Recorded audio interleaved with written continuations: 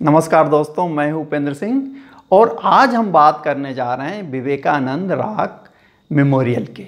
तो सबसे पहला सवाल ये उठता है कि अब जबकि इलेक्शन बीत चुके हैं, एग्जिट पोल आ चुके हैं और पूरा intellectual class including you people आप इसमें इन्वॉल्व हैं, इंगेज्ड हैं कि किसकी सरकार बनने जा रही है, किसकी नहीं बनने जा रही है।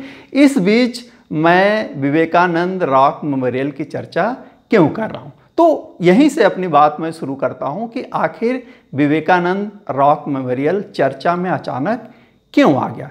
तो हुआ यह कि जैसे ही 7वें फेज का इलेक्शन, इसके लिए प्रचार प्रसार बंद हुआ तो प्रधानमंत्री नरेंद्र मोदी ने यह घोषणा किया कि वे जा रहे हैं विवेकानंद रॉक मेमोरियल और वे वहाँ पे क्या करेंगे, ध्यान करेंगे, साधना करेंगे। और फिर एक पॉलिटिकल डिबेट इस पे शुरू हुई कि आखिर इसको क्यों किया जा रहा है, इससे मतदान प्रभावित हो सकता है। इसके लिए शिकायतें हुई, इलेक्शन कमीशन उस पर कोई स्टेप लेना होगा तो लेगा।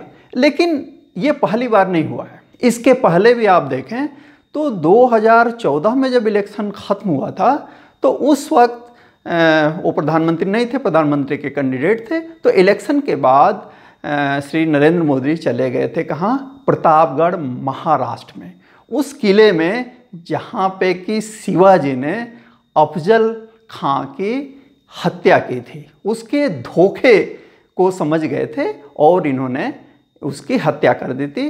ये कोई बहुत बड़ी बात नहीं थी क्योंकि उस वक्त ऐसा होता था, अफजल खान ने भी धोखे से शिवाजी को मारने की कोशिश की थी।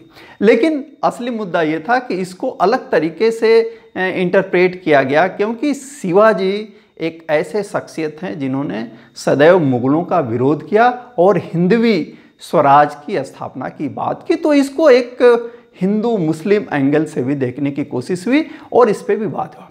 फिर हम देखते हैं कि 2019 के इलेक्शन में भी यही हुआ। 2019 का इलेक्शन जैसे ही खत्म हुआ, आखिरी चरण का के लिए प्रचार बंद हुआ, तो प्रधानमंत्री नरेंद्र मोदी चले गए कहाँ, केदारनाथ की गुफा में, और वहाँ उन्होंने साधना की और इस बार वे गए विवेकानंद रॉक मेमोरियल। तो ये विवाद का मूल कारण है। तो आइए सबसे पहले हम यह जानते हैं कि एक्चुअली विवेकानंद रॉक मेमोरियल कहाँ पे, भौगोलिक दृष्टि से कहाँ पे स्थित है और इसके साथ कौन सी हिस्ट्री एसोसिएटेड है। तो जहाँ तक भूगोल की बात है, इसके सिचुएशन की बात है, तो यह तमिलनाडु से थोड़ा सा आगे, कन्याकुमारी आप जानते हैं कि भारत का सबसे दक्षिण में सबसे अंतिम पॉइंट है और वहाँ से वहीं से 500 मीटर दूर जब आप समुद्र में जाएंगे और उस प्लेस पे जहाँ बे ऑफ बंगाल, हिंद महासागर और अरब सागर मिलते हैं, वहीं पे दो चट्टानें हैं और उसी पर एक चट्टान पे विवेकानंद रॉक मेमोरियल बनाया गया। चूँकि यह रॉक पे बना है इसीलिए विवेकानंद मेमोरियल को विवेकानंद रॉक मेमोरियल कहते हैं।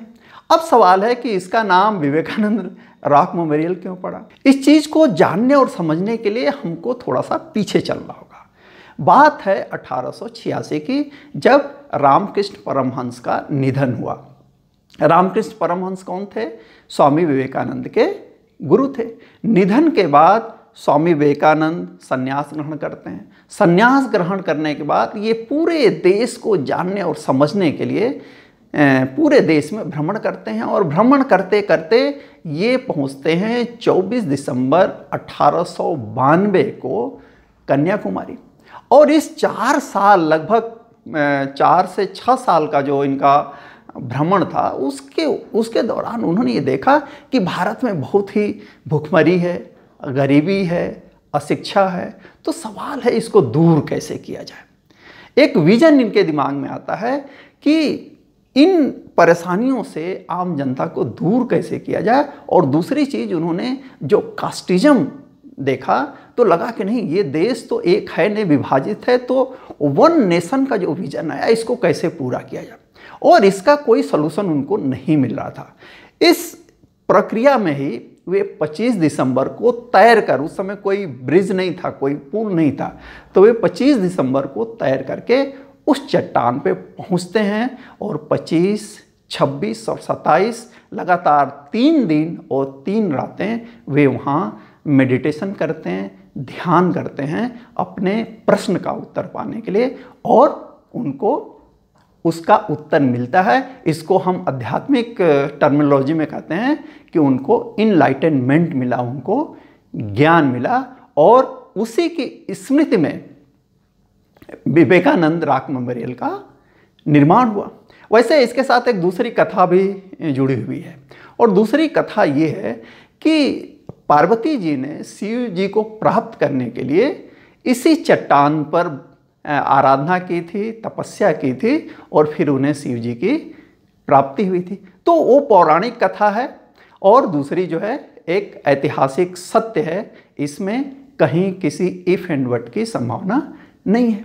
लेकिन यह जो विवेकानंद रॉक मेमोरियल आज है, उसका बनना इतना आसान नहीं था, और यह प्रक्रिया भी शुरू हुई आज़ादी के बाद 1962 में, जब पंडित नेहरू हमारे प्रधानमंत्री थे, और उस समय उनके जो कल्चरल मिनिस्टर हुआ करते थे 62-63 में, वे थे हुमायूं कबीर। 62 में कन्याकुमारी के जो लोकल लोग थे, उन्होंने 100 साल, हुआ क्या था कि 100 साल हो गए थे विवेकानंद के जन्म के, यानी कि उनकी जन्म सदी मनाई जा रही थी, और फिर एक ग्रुप बनता है जिसका नाम रखा जाता है कन्याकुमारी कमेटी या कन्याकुमारी सोसाइटी, और उन्होंने ये निर्णय किया कि नहीं, एक स्मारक वहाँ बनाया जाए। लेकिन इस चीज़ के लिए हुमायूं कबीर तैयार नहीं थे कि वहाँ पे इस तरीके का कोई कार्य किया जाए। जो तत्कालीन तमिलनाडु के मुख्यमंत्री थे, उन्होंने ये जरूर कहा कि भाई वहाँ एक टेबलेट लगा दो, यानी एक पट्टिका लगा दो, जिस पे ये लिखा हो कि विवेकानंद ने यहाँ पे साधना की थी, यहाँ पे ध्यान किया था। बाद में एक कैरेक्टर का इसमें एंट्री होती है जिनका नाम है एकनाथ रानाडे, और उनको सपोर्ट मिला जो वहाँ मद्रास का रामकृष्ण मिशन था और प्लस आरएसएस का। ये दोनों जुड़ गए और इन्होंने एक प्रोग्राम बनाया कि वहाँ एक मेमोरियल स्थापित किया जाए, और साथ ही साथ एक पुल बनाया जाए, ऐसा पुल बनाया जाए जिस पे साधन तो ना जाए, लेकिन पैदल जिस पे जा कर के उस चट्टान तक, उस मेमोरियल तक पहुंचा जाए। लेकिन जानते हैं कि ये काम भी कठिन था, क्योंकि सेंटर इसका विरोध कर रहा था। इस समस्या के समाधान के लिए एकनाथ रानाडे ने एक आइडिया लगाया। वे गए कलकत्ता, और जो हुमायूं कबीर की कॉन्स्टिट्यूएंसी थी वह थी कलकत्ता। वहाँ जाकर उन्होंने एक लेख पब्लिश किया, और यह कहा, उसमें ये कहा कि हुमायूं कबीर जो खुद बंगाल से जीत करके आते हैं, वे बंगाल के सबसे बड़े सपूत यानी विवेकानंद का मेमोरियल बनने नहीं दे रहे हैं, और इस चीज़ ने माहौल को ही बदल दिया। उसके बाद वहाँ पे मेमोरियल का निर्माण शुरू हो गया, और 2 सितंबर 1970 को तत्कालीन जो हमारे राष्ट्रपति थे वीवी गिरी, उन्होंने उसका उद्घाटन किया। और वह जो मेमोरियल है यानी विवेकानंद रॉक मेमोरियल, उसी जगह आज जिस पे हम लोग चर्चा कर रहे हैं, प्रधानमंत्री नरेंद्र मोदी वहाँ गए, जिसको लेकर के विवाद हो रहा है। एक चीज़ और बता दूं कि जिस तरीके से वहाँ उस स्थान पर, उस चट्टानों के चारों तरफ तीनों समुद्र मिलते हैं, बे ऑफ बंगाल, एक बंगाल की खाड़ी, अरब सागर और हिंद महासागर, वैसे ही जो वहाँ का कंस्ट्रक्शन है उसको इंक्लूसिव बनाने के लिए, क्योंकि विवेकानंद जी सबको साथ लेकर चलते थे, तो जो स्थापत्य है उसमें दक्षिण की जो शैली है द्रविड़ शैली, जो उत्तर भारत की शैली है नागर शैली, और बीच में जो शैली है बेसर शैली, उस तीनों को मिक्स करके बनाया गया है। और दूसरी जो मैं चर्चा कर रहा था माता पार्वती की, तो वहाँ पे उन्होंने जो आराधना किया था उनके पैरों के निशान हैं, और उस स्मृति में भी एक वहाँ मंडपम का निर्माण किया गया है, जहाँ देश और विदेश के लोग जाते हैं, ध्यान और साधना करते हैं। तो ये था इतिहास हमारे किसका, विवेकानंद रॉक मेमोरियल का,